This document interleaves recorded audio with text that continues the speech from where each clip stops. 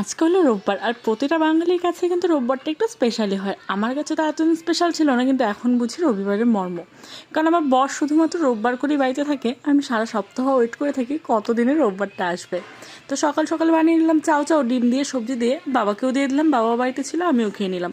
গিয়ে তো দেখি ঘরে বর ঘুমোচ্ছে, ও একদিনই ছুটি পায় বেচারা, ঘুমাকে একটু, তাই আর ডাকলাম না। মায়ের দিকে সেদ্ধ ভাত মাখছিল, আমাকে বললো আয় খা। তা আমি মার থেকে দুগাল নিয়ে নিলাম, আমি আর খেলাম না হাত দিয়ে। সেদ্ধ ভাত কিন্তু কেউ মাখিয়ে খাইলে, বিশেষ করে মারা, আরও বেশি টেস্টি হয়, তাই না? তারপরে এদিকে নিয়ে এসেছে মাংস।